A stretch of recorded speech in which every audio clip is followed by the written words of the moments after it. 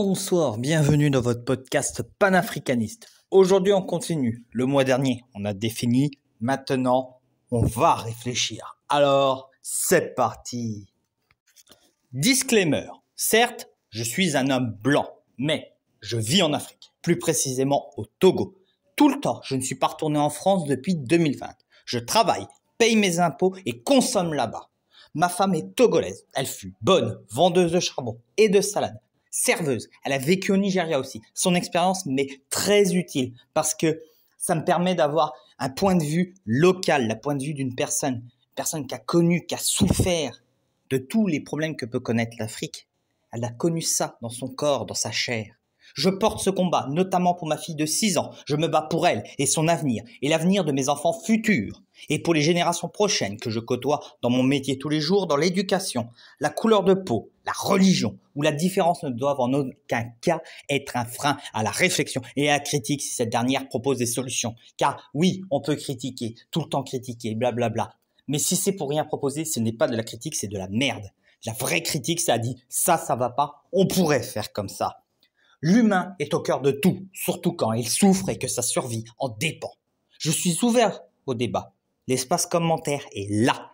Je n'ai pas la science infuse. Je peux faire des erreurs. Si malgré cela vous le prenez mal, pas de souci. Vous montrez votre bêtise grasse. Alors, on va toujours commencer par le petit sommaire. Déjà, le parcours sur le terrain.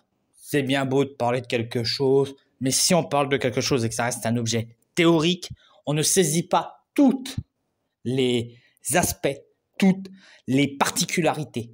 Donc, mon parcours sur le terrain, ma découverte de l'Afrique en 2012, ma première expérience entre 2014 et 2016, qui m'ouvre sur les problèmes et l'histoire, ma phase à l'extérieur du continent, entre 2016 et 2020, enfin mon retour au cœur de l'impérialisme français et des problèmes administratifs.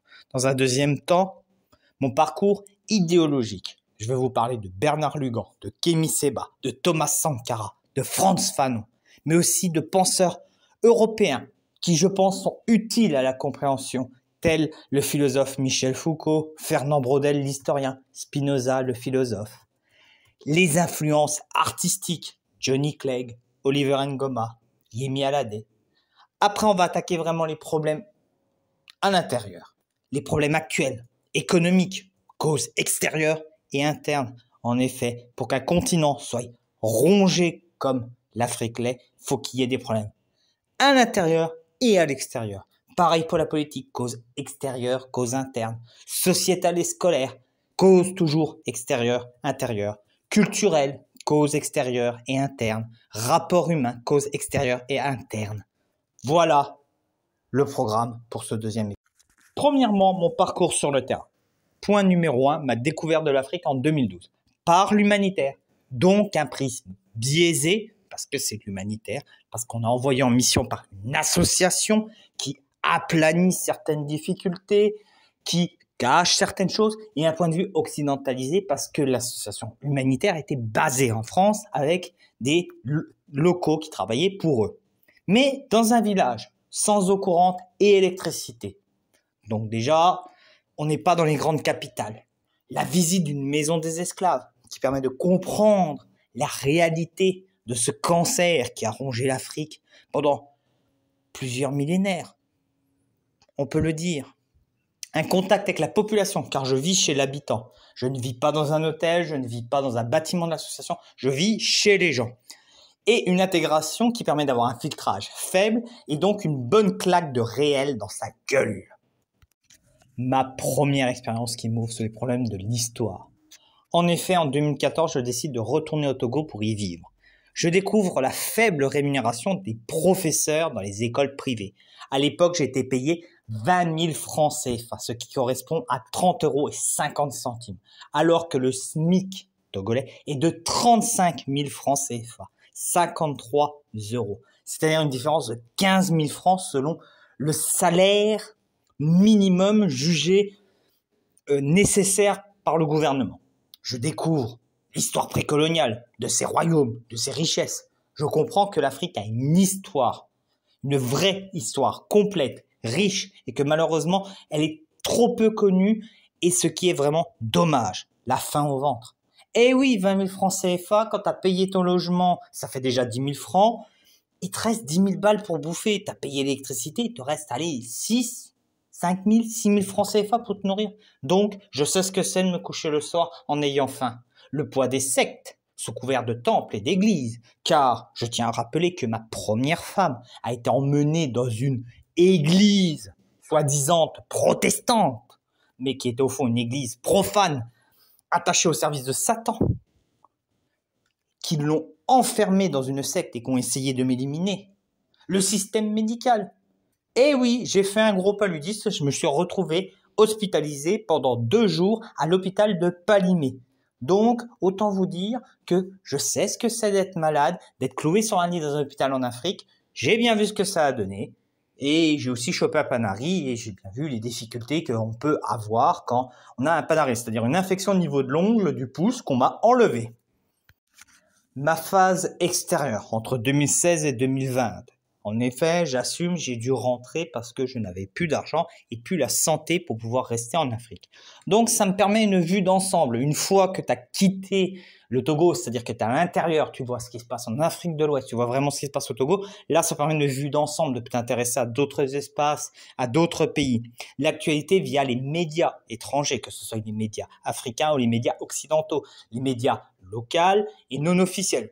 Quand je parle des médias non officiels, je parle des réseaux sociaux et des dissidents qui apportent des informations qu'il faut, comme toute information, vérifier, regrouper et s'assurer de la véracité des sources et tout cela. Une vue des clichés par rapport à une réalité que j'ai côtoyée pendant 1 an et demi. Je vous parlais la dernière fois de dissonance cognitive, et ben là c'est vrai. C'est-à-dire je vois des choses, je vois une réalité et je vois ce que disent les gens sur l'Afrique.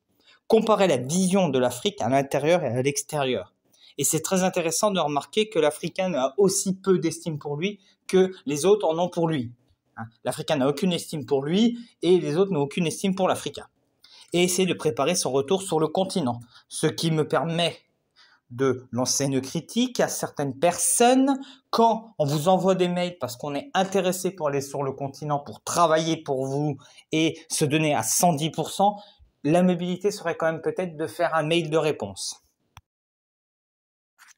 Point numéro 4, le retour au cœur de l'impérialisme français et des problèmes administratifs. En effet, je l'assume, je travaille dans une école française, un programme français. C'est une tentacule de l'impérialisme qui forme des petits Français chez les Africains. Je conçois que ça peut sembler anachronique, que ça peut sembler complètement stupide par rapport à mon discours de défendre le panafricanisme et de travailler dans une école française. Je le conçois. J'ai mes contradictions, mais j'ai aussi malheureusement mes raisons. Mon combat idéologique est important, mais la tenue de ma famille, la bonne santé et l'alimentation de mes enfants est importante aussi. Mais cela a permis aussi de booster ma réflexion. En effet, en travaillant dans une école française, j'ai pu voir l'occidentalisation des élites via les écoles françaises. J'ai pu faire toute une analyse, toute une sociologie de ces élites, de leur comportement, de leur habitus. J'ai vu l'absurdité administrative, la carte de séjour, c'est absurde. J'ai fait des vidéos où j'ai démontré qu'on pourrait faire 15 fois mieux. Les impôts, pareil. L'ambassade, c'est des conneries sur conneries, mais des conneries énormes. On demande des papiers, on te demande les originaux, alors qu'au Togo existe un concept de copie conforme à l'original. Une absurdité. Je vous fournis une copie déclaré par une administration conforme à l'original, mais vous me demandez quand même les originaux. Vous êtes complètement stupide. Enfin, le certificat de nationalité, ça aussi, une spécialité du Togo. On demande un certificat de nationalité. Sur l'acte de naissance, il est marqué le nom, le prénom de tes parents, leur nationalité et l'endroit où tu es né. C'est-à-dire que tes parents sont togolais, tu es né au Togo et tu es obligé quand même encore de refournir un papier comme quoi tu es togolais. C'est d'une stupidité administrative sans nom. Le traitement réservé aux intellectuels, aux artistes, le traitement interne, dans les facs, par exemple, les facultés, on ne motive pas assez les gens, on monte des projets, on ne finance pas ces projets alors que ces projets pourraient révolutionner l'université, révolutionner l'enseignement et vraiment faire quelque chose d'unique, d'exceptionnel. Mais non, on ne fait pas parce qu'on a peur d'investir, parce qu'on a peur de faire autre chose. Ce serait quand même con qu'on continue à copier les Blancs et pas essayer de chercher des solutions typiquement africaines. Non, non, non, non, non, non. On va continuer à copier les Blancs et dès qu'il y a une solution, ah oui, mais on peut pas financer. Ah oui, mais on n'a pas les financements. Alors qu'à un moment, il faut avoir les couilles. Je parle aussi le traitement dans les médias où les questions des médias, c'est très complexe. Il y a encore des histoires de copinage, de manque de financement. J'ai connu des gens qui ont travaillé dans des médias, qui ont investi des millions dans des documentaires et qui ont été payés une misère. Et ça, c'est dommage parce que les documentaires, s'ils sont bien faits, peuvent avoir une valeur historique ou touristique qui peuvent booster les pays. Je vous parle même pas de YouTube et de la monétisation qui se fait aléatoirement selon les pays africains, alors qu'un créateur est un créateur et que YouTube sort un discours woke et tolérant, alors que, au fond, t'es au Togo, t'es pas monétisé pareil qu'aux États-Unis et les mecs te font Black Lives Matter. Mais à un moment, faut arrêter d'être incohérent. Donc voilà. Il y a aussi la cooptation des médias occidentaux, de gentils Africains. Vous remarquerez que sur RFI, il y a beaucoup d'Africains, c'est très bien. Le problème, c'est que aucun de ces Africains qui sont présents sur RFI n'auront un discours critique sur le franc CFA ou sur les ingérences françaises possibles. Et je parle même pas de France 24. Voilà. L'autre élément, ça a été de faire découvrir l'Afrique à mes proches. J'ai fait venir mes parents en Afrique pour leur dire, voilà, l'Afrique, c'est ça. Voilà, je vous montre, je ne vous cache rien. Dans un deuxième temps, je vais vous parler de mon parcours idéologique. Alors, je vais vous parler premièrement de Bernard Lugan. Alors, l'auteur est sulfureux. Il y a eu des positions particulières qui lui ont valu des procès qu'il a tous gagnés, entre parenthèses. Alors oui, il est politiquement incorrect, mais breaking news, l'histoire est politiquement incorrecte. Si vous pensez que l'histoire est une gentille science bien woke et bien tolérante, vous avez perdu. L'histoire, c'est de la violence, du cul, du sexisme, du racisme, de la violence à tous les étages, de l'injustice, des histoires de domination, d'impérialisme et d'humiliation. L'ethnie est centrale en Afrique pour la comprendre, au niveau des langues, du mouvement des populations, de la culture et de la politique. L'ethnie est centrale et c'est vraiment une des bases du travail de Bernard Lugan, c'est l'ethnie. Mais c'est occulté en Occident. Pourquoi c'est occulté? Parce que premièrement, on te dit que l'ethnie, c'est une invention de la colonisation. C'est une connerie. Mais aussi parce que la raison principale, c'est qu'il y a un universalisme jacobin hérité de la Révolution française. C'est-à-dire qu'on part du principe que si on commence à dire qu'il y a des ethnies en Afrique, c'est qu'on va dire que les Africains sont différents entre eux. Et que l'Afrique, comme on vous parle, n'existe pas. Et là, c'est emmerdant parce qu'aujourd'hui, on ne fait pas la politique des Afriques, on fait une politique pour l'Afrique, sans regarder les différences. Et c'est pour ça que les politiques d'aide au développement ou même les politiques coloniales ont toujours été un échec, ou même les politiques militaires. Barkhane a été un échec car on n'a pas su comprendre le principe des ethnies au Mali, entre les sédentaires, les nomades, les Touaregs, ceux qui étaient avec les terroristes, ceux qui étaient pour une nation Touareg. On n'a pas compris cela. Alors qu'il y a des exemples. Moi, je vous en donne des exemples. Par exemple, les Soninké, qui ont fondé l'empire du Ghana au IVe siècle. Les Mandéens, leur expansion a donné naissance à l'empire du Mali au XIIIe siècle. Soundiata Keita était un Mandéen. Les Akans, qui, se déplaçant de l'actuelle Guinée pour arriver au Ghana actuel, vont donner les Ashanti. Les Fonds, qui vont former le Dahomey. Il y a aussi la question démographique. Oui, la démographie est un problème pour l'Afrique actuelle. Je vais prendre un exemple, le Togo. 1990, on a à peu près 2 millions d'habitants au Togo. Aujourd'hui, en 2021, au moment où je tourne cette vidéo, nous sommes 8 millions de Togolais. C'est-à-dire qu'en 30 ans, la population a été multipliée par 4. Les besoins en eau, en électricité, en école, en infrastructure ont donc été multipliés par 4. Ajoutez à cela l'augmentation de l'espérance de vie. Donc, ça pose un problème parce que la richesse des États africains n'a pas été multipliée par 4 en 30 ans. De toute façon, c'est rare dans l'histoire qu'un pays multiplie par 4 sa richesse en un si court laps de temps.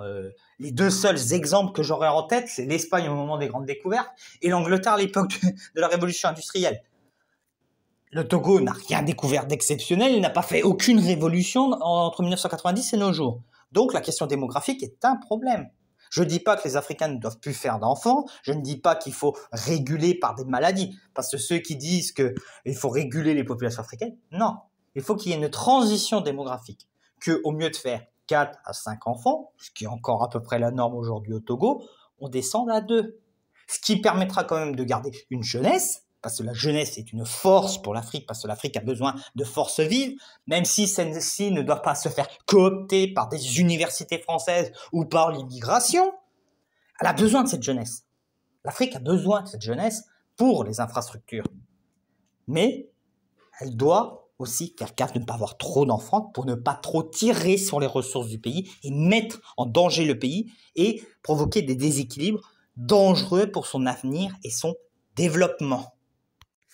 Point numéro 2, Kémy Séba et la question impérialiste. Je l'ai découvert en 2017 via le site Égalité et Réconciliation, par sa lutte contre le franc CFA. En effet, je ne vous referai pas l'exposé parce que sa lutte pour le franc CFA m'a servi pour mon exposé en sociologie politique en L3, mais vous devez savoir encore aujourd'hui qu'en 2021, la monnaie d'une quinzaine de pays africains est imprimée en France. C'est le franc CFA, le franc des colonies, qui est devenu après une monnaie. Certes, il y a eu des efforts d'africanisation de cette économie, mais il y a une parité fixe avec l'euro.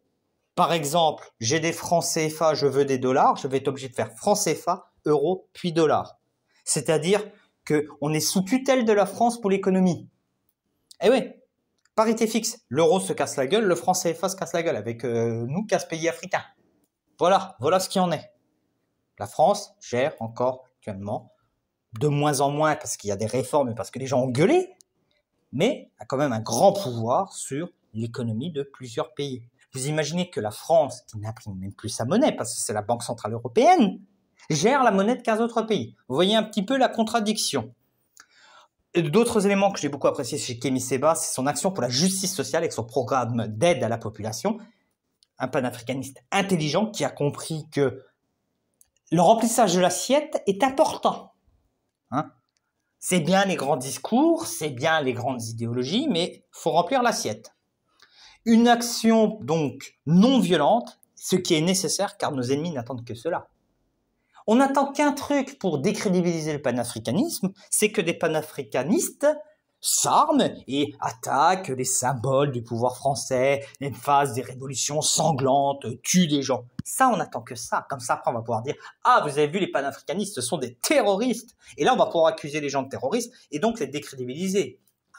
Je peux vous dire que le jour où les Palestiniens ont commencé à faire des attentats en Israël, les mecs qui attendaient que ça pour décrédibiliser la Palestine, ils ont sorti le champagne. Et donc, il faut une non-violence. Parce que les ennemis du panafricanisme, les ennemis de ce combat, n'attendent que la violence pour décrédibiliser le mouvement et surtout avoir les mains libres. Parce qu'une fois que le corps d'en face a utilisé la violence, tu es en droit de répondre. Et là, après, les panafricanistes, toujours moins bien armés que ceux qui combattent, ça va être un massacre. Et c'est 2.0, c'est très connecté sur Internet avec des réseaux sociaux, avec YouTube. Et donc, c'est nécessaire pour le panafricanisme. Parce que si tu veux toucher la jeunesse, faut être sur Internet. Thomas Sankara, l'espoir. Un discours tellement contemporain. Je peux vous prendre l'exemple du discours de l'ONU en 1984, où il y a une critique des élites qui se regorgent des fétiches occidentales dans leur salon au goût plus que douteux. Ça n'a pas changé. Les élites sont là et ils se prennent pour des Français, la majorité des élites. Ils mettent leurs enfants dans des écoles à programme français, ils achètent des télés à l'européenne, ils achètent des canapés à l'européenne, ils achètent des bagnoles à l'européenne, ils vivent à l'européenne. Et l'occidentalisation des concepts, c'est pareil. Depuis la négritude, quel grand concept africain est sorti? Eh oui, Sankara le disait dès 1984 à l'ONU. Il y a un programme économique, l'autosuffisance. Si l'Afrique ne veut plus être la serpillière des impérialismes, elle doit aller vers l'autosuffisance. Elle doit produire pour elle-même et arrêter de vendre à Pierre-Paul Jacques et garder son marché intérieur. Vu qu'elle va produire, là c'est la route du bonheur, parce que vu qu'elle produit, elle va être obligée d'avoir de la main-d'œuvre, donc on réduit le chômage, on réduit l'immigration économique, et vu qu'elle crée un marché intérieur, elle peut créer une circulation des richesses qui peut être nécessaire, et ces richesses peuvent être investies dans des infrastructures ou des biens de consommation, et donc une toute autre production. Et quand ces richesses commencent à être un peu plus élevées, on peut faire monter en gamme, c'est-à-dire commencer avec des produits bas de gamme, puis créer de la richesse, et monter progressivement, faire du haut de gamme. Voilà. L'éducation, les progrès en termes d'alphabétisation. Et l'état du pays, je n'ai pas les chiffres en tête, malheureusement, je n'ai pas pris les chiffres quand j'ai fait la vidéo, mais c'est énorme ce qu'il a fait. Énorme! Le nombre de personnes qui n'étaient pas alphabétisées et qui l'ont été suite à l'éducation, programme d'éducation de Thomas Sankara, c'est énorme. On a limite divisé par 2, par 3 l'analphabétisme au Burkina Faso.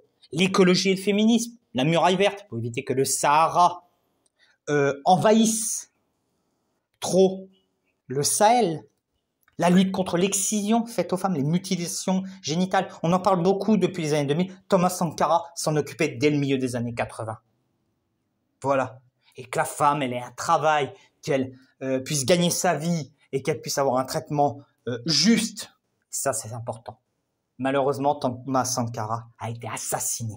Assassiné par qui? Par des traîtres à l'Afrique qui ont préféré le buter que de laisser faire parce que ça marchait bien, mais ça faisait chier les chefs locaux qui avaient perdu des pouvoirs, ça faisait chier d'autres chefs d'État, ça faisait chier les banques, ça faisait chier un petit peu tout le monde que l'Afrique se bouge et se réveille. C'est emmerdant quand même, hein, parce que s'ils restent pauvres, c'est tellement mieux pour les dominer. Donc il a été assassiné par des traîtres à l'Afrique, il a été assassiné par des Africains et les Occidentaux sont pas loin, on va être honnête, sont vraiment pas loin.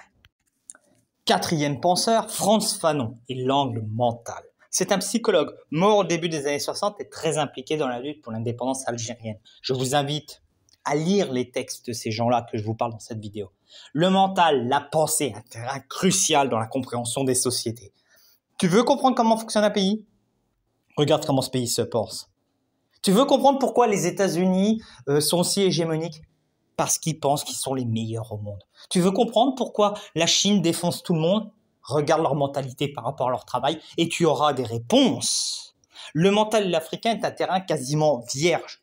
En effet, il y a peu de travail fait dessus et il y a peu de questions dessus. Je le vois bien dans ma vie tous les jours. L'aspect psychologique, l'aspect mental n'est pas quelque chose d'important, de mise en avant en Afrique, hein. Il y a déjà de toute façon une forte résilience par rapport à tous les drames que peuvent connaître les Africains. La mort est présente perpétuellement, donc le rapport au deuil, rapport à la vie, et c'est quand même quelque chose de très particulier, hein. Le mental africain est très particulier. Une réflexion moderne, car l'Africain, pour la plupart, a une faible estime de soi, mais une grosse pour l'Occident. Ça, c'est un truc qui m'a choqué, moi, en vivant en Afrique, c'est de voir à quel point j'ai pu être vu comme un dieu. Hein? Le blanc, le yovo, le yovo. Et que quand je leur dis oui, mais si on le fait à l'africaine, les autres, ça coince un peu. L'Africain n'a pas de grosse estime pour lui. Il a plus une estime pour ce qui se passe à l'extérieur. Et l'esprit, dernier bastion colonisé des Africains. La question est de se demander, est-ce que la colonisation est-elle finie parce que l'esprit des Africains n'est pas encore décolonisé? Et que le jour où ça se sera fait, on pourra se dire que la décolonisation est enfin terminée. Maintenant, on va parler des penseurs européens utiles à la compréhension. Je vous parlerai de Michel Foucault, le contrôle des instances sur le corps. Lui, il l'a mis dans le cadre de l'usine, de l'école qui dressait les corps. Mais nous, on pourrait le mettre en place sur les instances coloniales et néocoloniales, le contrôle de ces instances sur le corps des Africains, sur leur tenue, sur leur comportement. La place du politique, cruciale dans nos questions, parce que toutes nos questions de colonisation, d'impérialisme, tout ça, ce sont des questions de politique, de pouvoir politique, de géopolitique. Mais voilà, et c'est tellement contemporain. La colonisation et le dressage de corps, comme je vous ai dit, l'impérialisme. Et donc, relire Foucault avec un prisme africain peut être très intéressant. Fernand Braudel, une vision pluridisciplinaire. L'histoire, la géographie, l'économie et la sociologie, c'est des choses très importantes si on veut comprendre les Afriques. On ne peut pas dissocier l'histoire de son continent à sa géographie, à des questions d'économie, à des questions de société. L'importance d'une triple chronologie, court, moyen, long terme. Et oui, on ne peut pas étudier des phénomènes. Quand vous voyez une crise politique, oui, c'est le court terme. Mais il faut voir le moyen terme. Qu'est-ce qui se passe depuis les décolonisations et le long terme, voir s'il n'y a pas des causes plus profondes venant des balances ethniques héritées d'une longue histoire de transition, de voyage de ces ethnies, parce que les ethnies ont beaucoup bougé en Afrique. Et donc voilà, quand il y a une crise politique, il faut toujours se poser court, moyen, long terme. la grammaire des civilisations, faire connaître les civilisations non occidentales pour saisir le monde et connecter le monde. En effet, un des énormes drames, c'est que la France ne comprend pas les Afriques parce que la France ne connaît pas les Afriques. Le problème, c'est que la France aime bien se mêler des affaires des Africains. Le problème, c'est que quand tu rentres chez quelqu'un pour gérer sa baraque ou l'aider à gérer sa baraque et que tu sais pas comment est foutue la baraque, mauvaise nouvelle, c'est juste bon pour foutre la merde. Spinoza disait un truc très important dans ses écrits, si la servitude est volontaire, elle est la plus efficace. On peut se poser la question de la servitude des Africains par rapport à l'impérialisme et par rapport à l'Occident et se dire que l'impérialisme est peut-être si efficace parce que l'Africain a une servitude volontaire pour certains. Ils aiment bien s'humilier face aux Blancs. Voilà. Et sa vision de Dieu. Alors là, je vais vous lire un extrait de Spinoza. Spinoza, Dieu dirait, arrêtez de prier. Ce que je veux que vous fassiez, c'est aller au monde et profiter de votre vie. Je veux que tu chantes, t'amuses et que tu apprécies tout ce que j'ai fait pour toi. Arrête d'entrer dans ces temples sombres et froids que vous vous êtes construits et dites qu'ils sont ma maison. Ma maison est à la montagne, dans les bois, rivières, lacs, plages. C'est là où je vis et là où j'exprime mon amour pour toi. Arrêtez de me blâmer pour ta misérable vie. Je ne t'ai jamais dit qu'il y avait quelque chose qui clochait chez toi, ou que tu étais un pécheur, ou que ta sexualité était mauvaise. Le sexe est un cadeau que je t'ai offert et avec lequel tu peux exprimer ton amour, ton extase, ta joie. Alors, ne m'en voulez pas pour tout ce qu'ils vous ont fait croire. Arrêtez de lire des prétendues écritures sacrées qui n'ont rien à voir avec moi. Si vous ne pouvez pas me lire dans un lever de soleil, dans un paysage, dans le regard de vos amis, dans les yeux de votre fils, vous ne me trouverez pas dans un livre. Arrêtez de me demander, me direz-vous comment faire mon travail? Arrêtez d'avoir si peur de moi. Je ne te juge pas, ne te critique pas, ne me mets pas en colère, ne te dérange pas. Je suis de l'amour pur. Arrêtez de demander pardon. Il n'y a rien à pardonner. Si je t'ai fait, je t'ai rempli de passion, limite, plaisir, sentiments, besoins cohérents, libre arbitre. Comment puis-je te blâmer si tu réponds à quelque chose que je mets en toi? Comment puis-je te punir d'être comme tu es si c'est moi qui t'ai fait? Pensez-vous que je pourrais créer un endroit pour brûler tous mes enfants qui se comporteraient mal pour le reste de l'éternité? Quel genre de Dieu ferait ça? Respectez vos congénères et ne faites pas ce que vous ne voulez pas pour vous-même. Tout ce que je demande, c'est que vous fassiez attention dans votre vie, que la vigilance est votre guide. Ma bien-aimée, cette vie n'est pas une épreuve. Pas un pas sur le chemin, pas une répétition, ni un prélude au paradis. Cette vie est la seule chose d'ici et maintenant, et c'est tout ce dont vous avez besoin. Je vous ai libéré absolument. Pas de récompense ni de punition, pas de péché ni de vertu. Personne ne porte de marqueur, personne ne tient un enregistrement. Vous êtes absolument libre de créer dans votre vie paradis ou enfer. Je ne veux pas te dire s'il y a quelque chose après cette vie, mais je peux te donner un conseil. Vivre comme s'il n'y en avait pas. Comme si c'était votre seule chance de profiter, d'aimer, d'exister. Donc il n'y a rien après. Alors vous aurez apprécié l'opportunité que je vous ai donnée. Et s'il y en a, rassurez-vous que je ne vous demanderai pas si vous avez agi correctement ou mal. Je vous le demanderai. Tu as kiffé? Tu t'es bien amusé? Qu'est-ce qui vous a le plus plu? Qu'avez-vous appris? Arrêtez de croire en moi. Croire, c'est supposer, deviner, imaginer. Je ne veux pas que tu crois en moi. Je veux que tu crois en toi. Je veux que tu te sentes en toi. Quand tu embrasses ta bien-aimée, quand tu bordes ta petite-fille, quand tu caresses ton chien, quand tu te baignes dans la mer. Arrêtez de me louer. Quel genre de Dieu égocentrique me prenez-vous? Ce texte que je viens de vous lire est très important parce que l'énorme problème de l'Africain, c'est que il aime bien aller à l'église. Il aime bien aller à la mosquée. Et des fois même, tous ces problèmes, il pense qu'il va les régler en allant qu'à l'église. Alors que aide-toi et Dieu t'aidera. Arrête de t'enfermer dans des temples, arrête de passer ton temps à prier, prier, prier. Agis. Dieu est partout. Dieu est dans la nature. Ce qui permet de reconnecter l'Africain à l'animisme, à la croyance de la nature étant divinité. Voilà. C'est ça aussi. La spiritualité peut des fois être un cancer pour l'Afrique. 6. Mes influences artistiques. La première et la plus importante est Johnny Clegg. Johnny Clegg est un exemple et un modèle pour moi. C'est un blanc intégré chez les noirs. C'est mon rêve, mon objectif. Il va prendre les langues. Il chantait en langue africaine, il chantait en zoulou notamment. Il a pris les us, les coutumes pour les transcender et les promouvoir. Et surtout, il a un message de paix et d'amour nécessaire. Oui, je peux sembler dans mes vidéos très rude dans mon ton. Mais pourquoi je semble très rude? Parce que j'aime l'Afrique, j'aime les Afriques, j'aime ce continent. Et j'en ai plein le cul que le continent que j'aime comme j'aimerais une femme se fasse maltraiter et se fasse violenter. Et que le pire dans ce continent, c'est qu'elle ne se fait pas que maltraiter, elle se prostitue, l'Afrique se prostitue et ça me fait mal. Et alors pourtant j'ai un message de paix et d'amour, j'aime ce continent, j'aime vivre dans ce continent malgré les difficultés et ça m'emmerderait de ne plus aimer vivre sur ce continent parce que c'est la merde, ça me ferait mal au cul que mes enfants souffrent des choses qu'a souffert ma femme ou qu'a souffert la famille de ma femme par le passé. J'aime ce continent et je veux qu'il se réveille. Oliver Ngoma, lui aussi qui chante en langue locale, ce qui commence à se faire rare. On préfère chanter en anglais, on préfère chanter les langues du colon. C'est tellement mieux, c'est tellement plus vendeur. Un message positif sur l'éducation, qui est la base. Si on veut que l'Afrique se réveille, si on veut que l'Afrique se relève et devienne ce continent aussi riche qu'il ne l'est, tout passera par l'éducation. L'amour. L'amour est à la base. Aimez-vous. Aimez-vous. Vos ennemis n'attendront de vous que vous vous détestez, que vous fassiez la guerre. Parce que pendant que vous ferez la guerre au mieux de vous aimer, on vous fera les poches. Donc, aimez-vous. Enfin, une vraie africanité.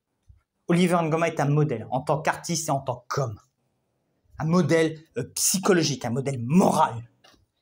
Et une personne que je respecte énormément. Je vais vous parler aussi de Yemi Alade, qui va parler de problématiques africaines, notamment l'amour, la place de la femme et de tout ce qui peut en induire dans des sociétés comme très particulières qui sont les sociétés africaines, un style vestimentaire et capillaire africain, même si je dois vous avouer qu'il y a eu un tournant occidental et vraiment on a trop pompé sur elle et je suis vraiment inquiète pour l'artiste et pour la femme qui sort des albums tous les ans. Et on voit que la qualité est plus, voilà quoi, c'est plus 2014-2016 où t'as Johnny, t'as Ferrari, t'as de la qualité. Là, je suis moins emballé par les productions actuelles. Je trouve que l'album Woman of Steel avait beaucoup de succès possible et ils ont décidé de sortir un album assez rapidement, ce qui a cassé un petit peu l'album alors qu'il y avait encore de très belles chansons, notamment sur la corruption, Criminal in Agbaja, qui aurait dû sortir et qui aurait été importante aussi. Mais bon, c'est là où on se dit peut-être que les maisons de disques roulent pour d'autres raisons et que bon, faire d'un hit contre la corruption, une chanson sur la corruption, peut-être que ça gênerait certaines personnes. Et je suis aussi inquiet pour la femme parce que bon, à 32 ans maintenant, j'ai l'impression que là, j'ai l'impression quand je vois des photos de Yemi Alade actuellement que ouais, elle est heureuse en tant qu'artiste, mais que la femme derrière peut-être pas foncièrement heureuse, très pompée. Il faut pas oublier que c'est véritablement un monde du requin, c'est le monde des show business où on te demande de produire, quitte à sacrifier ta vie privée, quitte à sacrifier ta personne et produire jusqu'à user la personne. Puis après, une fois qu'elle est usée, bon bah voilà, t'arrives à 37, 38 ans, il y a une petite jeune de 20 ans qui est mignonne et qui fait le même travail que toi. T'es foutu au rebut. Bonne nuit, à plus dans le bus. Donc oui, je suis très inquiet pour Yemi Alade, très inquiet pour la suite de sa carrière. Et c'est dommage parce que c'est une artiste très talentueuse, c'est une des plus talentueuses qu'ait connue l'Afrique ces 20 dernières années. Et malheureusement, j'ai l'impression que le star system est en train de l'user, de la bouffer, de l'user en mode corrosion bien vénère. Alors, maintenant, on va attaquer les vrais problèmes. On va attaquer vraiment le truc en profondeur. On va parler des problèmes actuels de l'Afrique. On va commencer par l'économie. On va déjà parler des causes extérieures. On va parler de l'ultralibéralisme qui demande à des États de se désengager de leurs affaires pour une compétition dangereuse. Pire pour des États africains déjà faiblement engagés. En effet, l'ultralibéralisme, c'est le libéralisme plus. Tout est valeur marchande, même l'amour, on voit avec les business plans, Tinder, mythique, et on demande aux États de se désengager. La sécurité, les entreprises peuvent le faire. Les hôpitaux, c'est pas grave, on peut avoir des cliniques privées. L'éducation en ligne, on peut se désengager de tout. Le problème, c'est que les États africains étaient déjà pas totalement engagés, c'est-à-dire que les autres, ils ont même pas fini de s'engager, que vous voulez déjà qu'ils se désengagent. Et en plus, on met en compétition tous les États, leurs ressources sur des marchés internationaux, sur la prédation de pays plus ou moins puissants, et donc c'est une catastrophe. La mondialisation aussi, qui est un problème, C'est une compétition injuste pour ces petits États africains. Vous imaginez la mondialisation, c'est-à-dire que les ressources du Togo se retrouvent sur les mêmes marchés que les ressources, je sais pas, de l'Allemagne ou de la France. Non, ça va pas le faire. Ça va pas le faire. C'est un petit peu comme si d'un coup on décidait que les poids coqs, ils allaient avec les poids lourds en boxe, et puis après on se disait, bah allez, foutez-vous sous la gueule. Hein? Je pense que ça ne se passe pas bien, et c'est visible. C'est visible. L'Afrique fait partie des perdants de la mondialisation. Les exigences du FMI, d'âme rigueur. Ah bah oui. Ah. Puis avec le franc CFA, j'ai oublié de vous en parler tout à l'heure, parce que ça limite l'inflation. Hein? L'inflation, c'est pour éviter qu'il y ait trop de monnaie en circulation, et donc que l'économie se dérègle et que l'économie perde de sa valeur. Le problème, c'est la rigueur. Le problème, c'est que quand il faut investir dans des routes, bah, tu es obligé de faire un crédit et donc ça dépasse peut-être les objectifs de rigueur. Et puis de toute façon, la rigueur est totalement incompatible avec une politique d'infrastructure ou une politique sociale. Hein. Tu ne peux pas faire une vraie politique sociale avec les exigences de la rigueur. On l'a bien vu, le système social français se casse la gueule depuis l'euro. Ou la rigueur. La prédation de l'Occident et de la Chine, parce que c'est bien beau de cracher sur la France, hein. De toute façon, on va être honnête, c'était pas la France-Afrique. Ce serait un autre pays. L'impérialisme et le business, il s'en fout des histoires de frontières de pays. Lui, ce qu'il veut, c'est business. Hein? Si c'est pas des businessmen de France, ce sera des Chinois. Si c'est pas des Chinois, c'est des Allemands, c'est des Américains. Le business, il connaît pas de frontières, il connaît pas ça. Le franc CFA, je vous en ai déjà parlé, et la faiblesse générale des monnaies africaines par rapport à l'Occident. Il n'y a aucune monnaie. Il n'y a aucune monnaie qui peut concurrencer la monnaie chinoise, la monnaie des États-Unis, la monnaie européenne. Vous imaginez qu'un euro fait 655 francs CFA. Ça veut dire qu'avec 1500 euros, j'ai 1 million de monnaie locale. Vous imaginez le mec qui est arrivé, qui a travaillé toute une vie, qui a 10 millions d'économies, bah déjà il peut rien acheter à Lomé. Voilà. Il arrive en Europe, il lui reste que 15 000 euros. Voilà.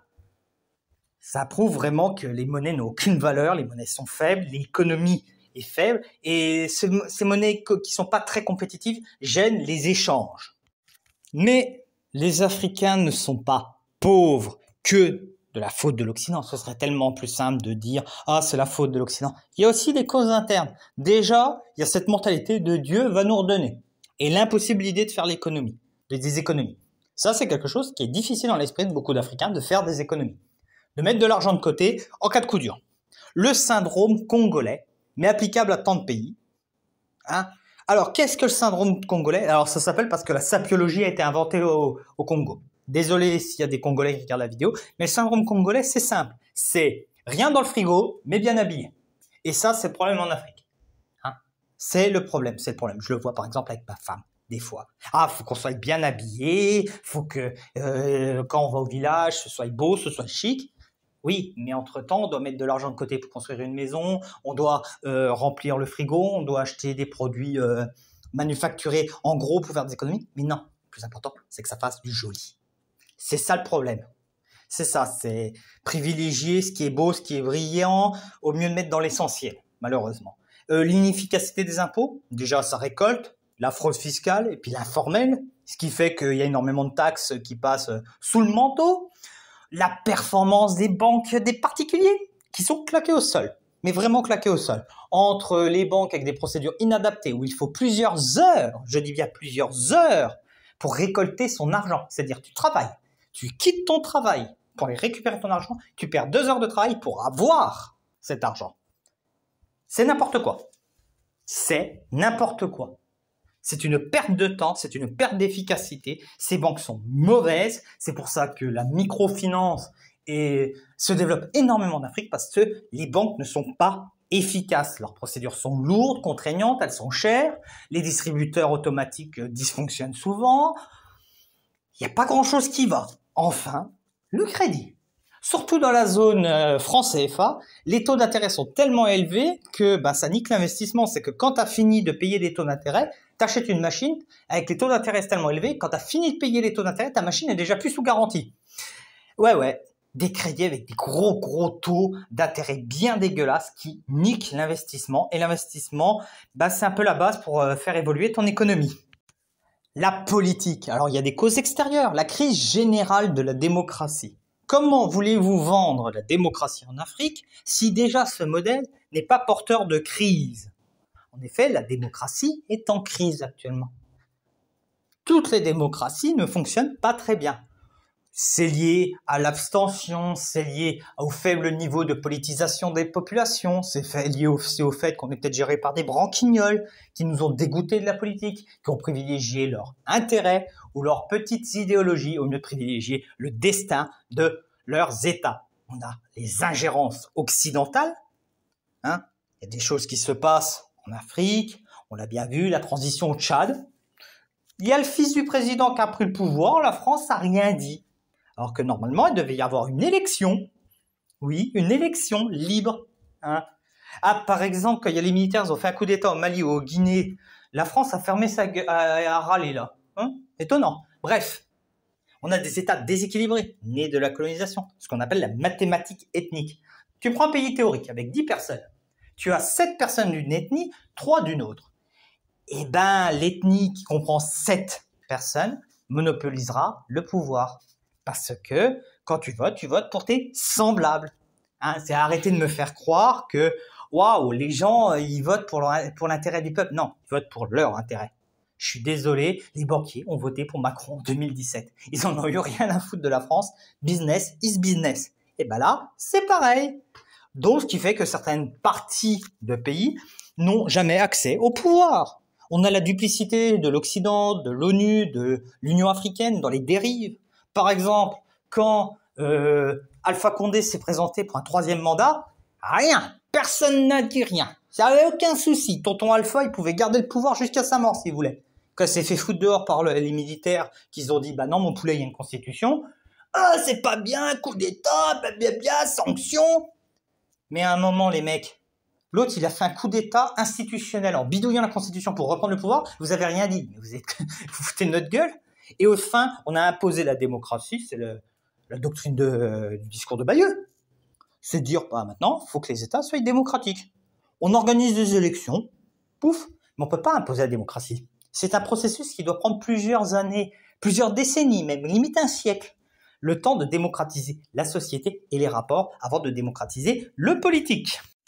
Les causes internes. Là, il y a déjà les questions des mentalités autoritaires. En effet, l'Afrique n'a jamais été un continent démocratique. Jamais. Jamais.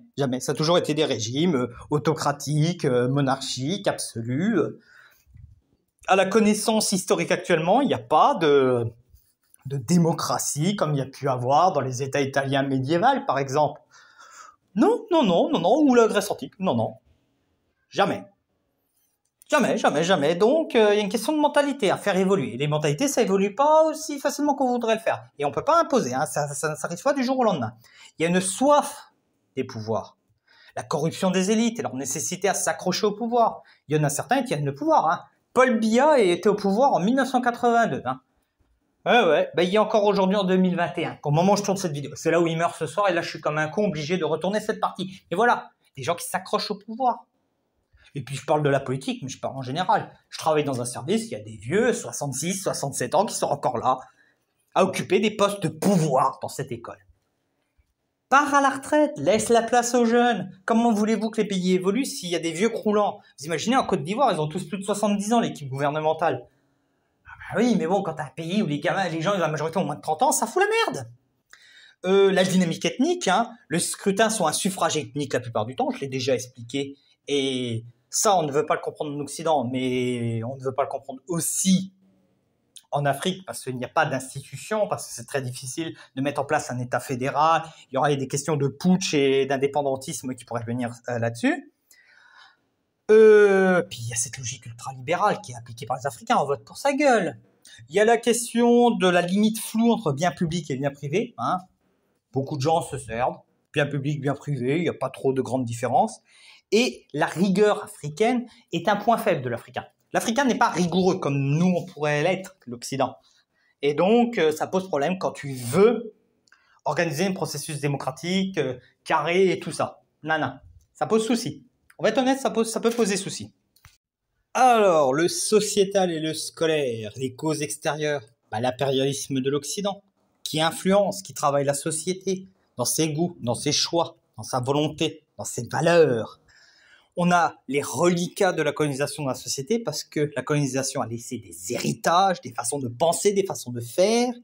La destruction et la faible considération de la façon de faire à l'africaine. Aujourd'hui, l'Africain se complaît à copier l'Occident.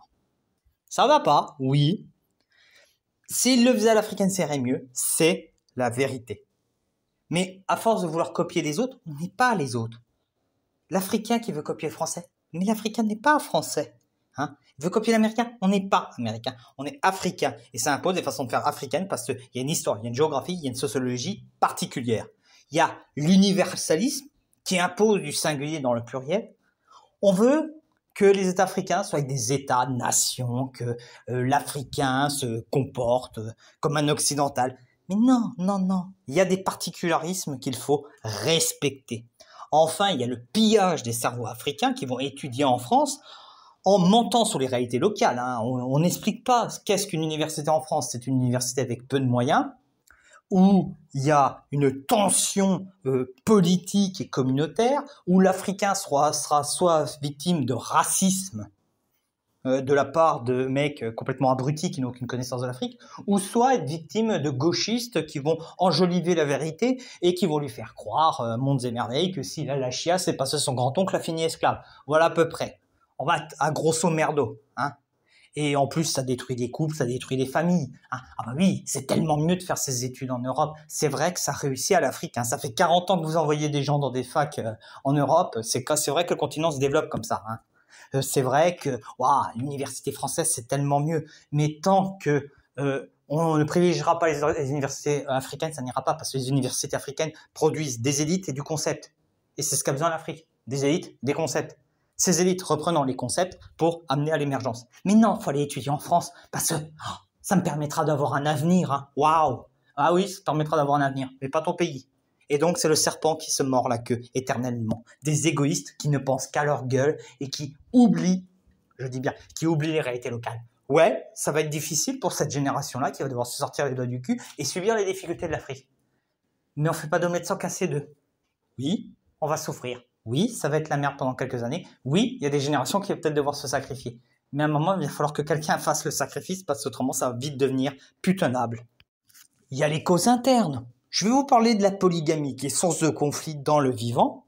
Parce que c'est le bordel quand il y a des familles polygames. Je le vois actuellement. Mon beau-père étant polygame, il y a eu des soucis avec les différentes femmes. Et c'est le bordel, surtout au décès du mari. Où là, quand ça commence à être la course pour l'héritage, c'est quelque chose. La question de la libido, qui entraîne une explosion démographique. Eh oui, les mecs, mollo sur la quéquette. On peut plus se permettre d'avoir 4-5 gosses. Le contexte a énormément évolué. De plus, des problèmes avec certains gars qui sont des véritables kintou et qui deviennent à la fin des véritables nids à sida. Et ça, c'est problématique. Il faut que l'Africain fasse gaffe sur ces questions-là parce que la démographie et le sida peuvent vite devenir des trucs problématiques. La saleté des rues, il n'y a pas de poubelle, c'est sale, c'est dégueulasse une rue africaine. C'est dégueulasse, il y a des eaux stagnantes avec des moustiques, avec des germes, comme le choléra. C'est dégueulasse. La superstition et la sorcellerie qui bloquent la société. Oui, vous allez me dire, la sorcellerie, ça n'existe pas. Alors, il y a deux options. Soit ça existe, et putain, c'est quand même salaud de foutre des sortilèges aux autres. Soit ça n'existe pas, mais ça fout le doute. Et dès que tu as le doute, ça ne fonctionne plus. Enfin, les élites qui mettent leurs enfants dans les programmes français, c'est de l'impérialisme culturel et c'est prolonger la colonisation. Le culturel et les médias, les causes extérieures. L'Afrique est noyée par les productions occidentales. La musique, par exemple, Yemi Alade, dont je vous ai parlé un peu plus tôt dans la vidéo, quelle est son idole de jeunesse? Monique Seka, Joël C, perdu. Beyoncé. Voilà. La difficulté pour les productions africaines à pénétrer le marché européen. Par exemple, vous savez comment Yemi Alade a eu du succès un petit peu mondialement? Elle s'est retrouvée sur la bande son des Rois Lions. Bande son produite par Beyoncé. C'est-à-dire qu'il a fallu se faire valider par une américaine pour que des chanteurs africains aient un petit peu de lumière. Puis il y a beaucoup de difficultés pour la production africaine en général à arriver en Europe. Il n'y a pas toutes les productions, c'est pas les productions les plus qualitatives. Je suis désolé, quand en 2006, tu as Magic System numéro 1 des charts en France, alors que tu as Oliver Ngoma qui sortait l'album Saga en même temps, c'est qu'il y a un souci. C'est que les productions africaines sont pas bien mises en avant. Hein. Saga, qui est une chanson qui parle de « amuse-toi », parce que les problèmes de la vie restent, mais les moments de bonheur sont courts, un message positif et tout ça ne pénètre pas le marché, mais des Ivoiriens qui gueulent des « ouais, oh, wow, wow, wow », ça c'est numéro 1. Voilà, c'est qu'il y a un souci au niveau des majors, au niveau de la place des productions africaines. Et je parle aussi du cinéma africain, très peu mis en avant. Bon, c'est vrai que quand tu vois les films du Nigeria, c'est peut-être pas plus mal. Il empêche. Et souvent, quand ça buzz, c'est des extraits de films comme ça, de films du Nigeria, un peu fait à la One Again Beast to Fly. C'est pas cool. Les réseaux sociaux, pensez par et pour les Occidentaux. Il est où le Facebook africain? Il n'y en a pas. L'image que les médias donnent de l'Afrique.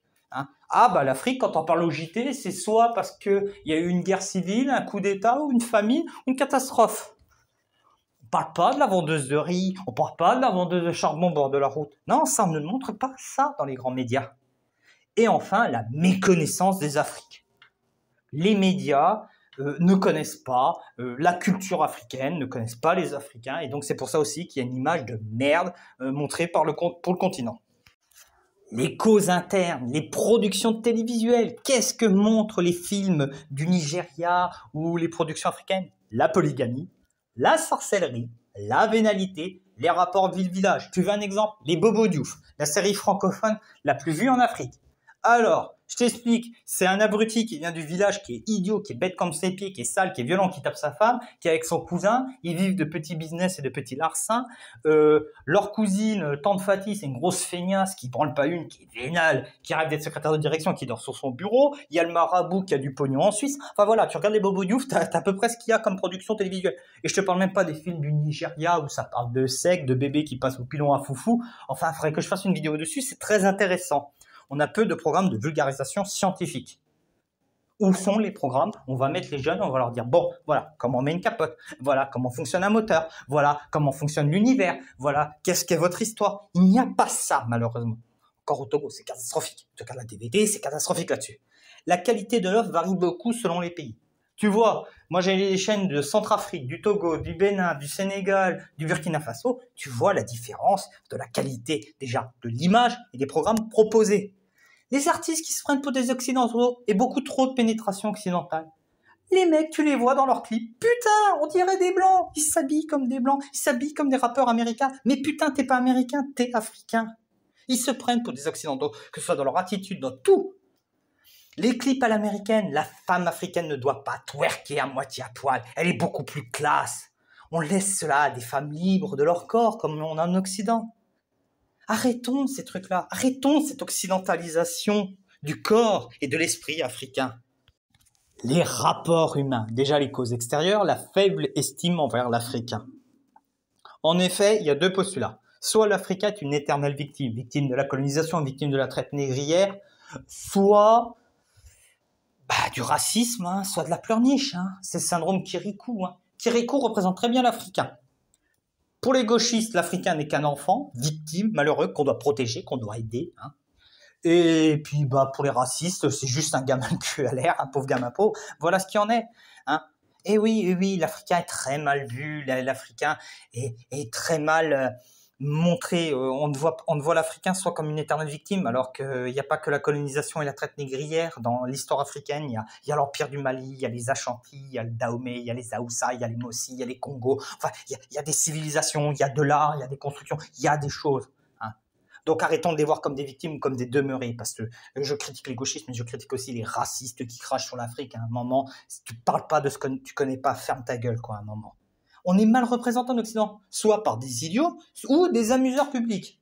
Ah ça, l'Occident, ils aiment bien des Noirs. Mais des Noirs en mode Omar Sy.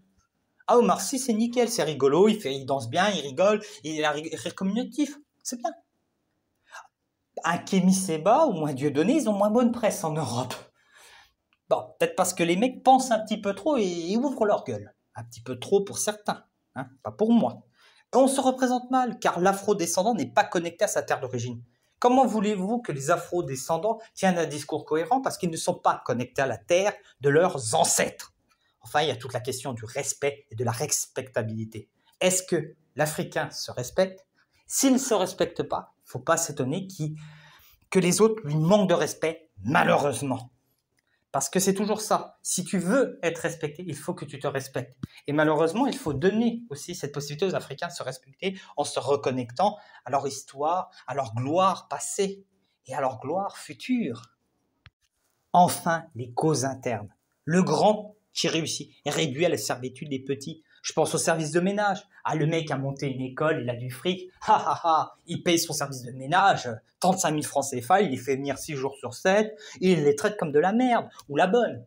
L'autre, il a réussi, il a des grosses voitures, il a des gros appartements, il n'est même pas capable de se faire bouffer lui-même. Ou pire, j'ai eu le cas dans mon école de gamins,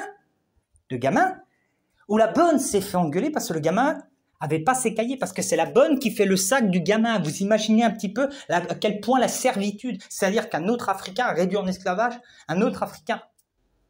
C'est-à-dire que le riche a dit à la bonne, tu vas faire le sac de mon enfant. C'est-à-dire que les enfants ne font même plus leur sac. Si ça, c'est pas de l'esclavage et la violence. Ma femme a été bonne. Quand elle a été bonne, elle s'est fait frapper par son patron. Frapper, littéralement. C'est-à-dire tu fais un travail et tu es frappé par ton patron.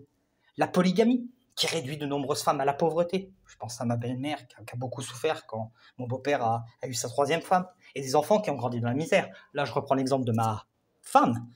Il n'y avait pas de poisson dans la sauce. C'était juste de l'eau avec 3 plantes infusées dedans. Une tisane, quoi, en gros. Voilà. La sorcellerie. On jalouse. On jette des sorts. On dépense du pognon pour jeter du sort. Au mieux mettre de l'argent pour investir dans l'économie, investir dans les business, investir dans des activités régénératrices de revenus. Non, on va jeter des sorts aux gens. Question de mentalité, là encore, la question du mental, qui est un point faible. On ne se préoccupe pas du bien-être de la personne. On le pousse jusqu'à qu'il craque, jusqu'à qu'il meure. J'ai perdu quelqu'un qui était travaillé avec moi. On l'a poussé à bout jusqu'à qu'il meure. Et la faible estime de l'Africain en lui et en ses congénères. Et je le répéterai toujours, tant que l'Africain ne croira pas en lui, rien ne pourra se passer. Le jour où l'Africain croira en lui, le continent, il est parti. Et là, on va au-devant d'un très grand développement. En conclusion, il y a énormément de problèmes en Afrique, mais il y a aussi des outils de réflexion, de pensée. Et donc, il faut maintenant voir les solutions, maintenant qu'on a posé les problèmes. Mais cela sera le sujet de la 3e vidéo. J'espère que cette vidéo vous a plu, que malgré le ton un petit peu fort, vous n'avez pas été trop choqué dans votre âme. L'espace commentaire est là si vous voulez commenter. Je vous souhaite une bonne fin de journée. Ciao!